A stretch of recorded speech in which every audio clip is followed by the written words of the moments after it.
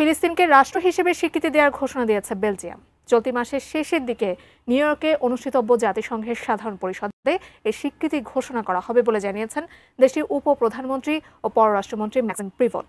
বিস্তারিত আহসান হাবিবের ডেস্ক রিপোর্টে। ফিলিস্তিনকে রাষ্ট্র হিসেবে স্বীকৃতি দেওয়ার ঘোষণা দিয়েছে বেলজিয়াম।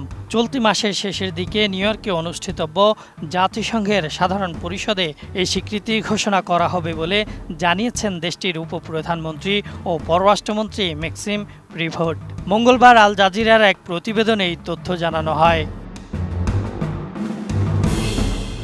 একই দিন সকালে সোশ্যাল মিডিয়া প্ল্যাটফর্ম এক্সে দেওয়া এক বার্তায় প্রিভট লেখেন, জাতিসংঘের অধিবেশনে বেলজিয়াম ফিলিস্তিনকে রাষ্ট্র হিসেবে স্বীকৃতি দিবে।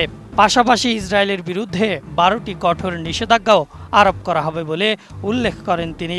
এইসব নিষেধাজ্ঞার মধ্যে রয়েছে অবৈধ বসতি থেকে পণ্য আমদানির উপর নিষেধাজ্ঞা এবং ইসরায়েলি কোম্পানিগুলোর সঙ্গে বেলজিয়ামের পাবলিক ক্রয় চুক্তি পর্যালোচনা করা।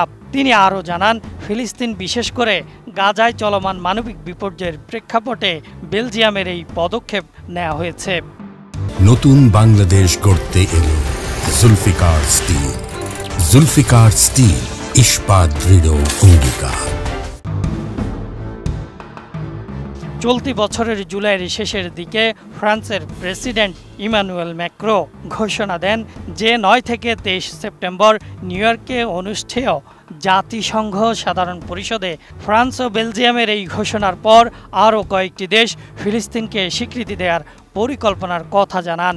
তবে কিছু দেশ বলছে তারা নির্দিষ্ট কিছু শর্তের ভিত্তিতে স্বীকৃতি দেওয়ার সিদ্ধান্ত নেবে।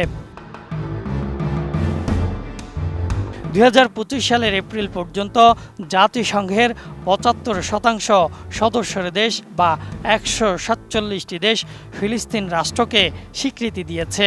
গাজায় চলমান সংঘাতে ইসরায়েলের হামলায় এখনও পর্যন্ত 63,459 জন নিহত এবং 1,60,256 জন আহত হওয়ার প্রেক্ষাপটেই বেলজিয়াম এই গুরুত্বপূর্ণ সিদ্ধান্ত নিয়েছে।